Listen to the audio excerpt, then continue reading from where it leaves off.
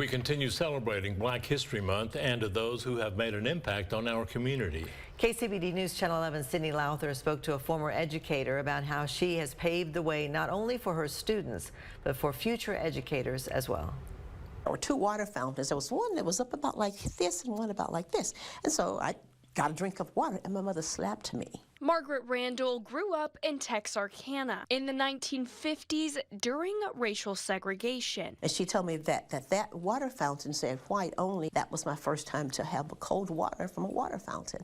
And so I learned then that, I'd like to have a drink of cold water. Randall's parents grew up facing discrimination because of the color of their skin, so they knew just how important getting an education was. My daddy instilled in us that you have got to work as hard as you know how, because nothing is going to be given to you. Inspired by her parents' determination. The train had stopped and she couldn't get across, and she wanted to go to school because school was important.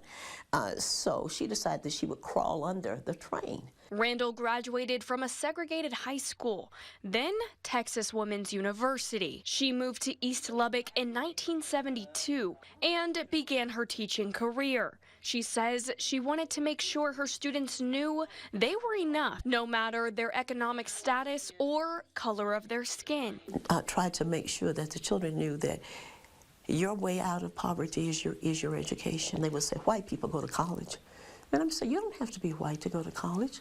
And I went to college. Margaret worked in Lubbock ISD for 42 years before she retired as principal of Wheatley Elementary, now known as Joan Y. Irvin Elementary School. Through those years, Margaret inspired other educators and paved the way for the next generation. The world owes you nothing, but because you are a part of this world, you need to do something to make it a better place for people who will come after you. Margaret is a pillar in the Lubbock community through her advocacy and distinguished community service. Some of my life, I would say I've had a good life.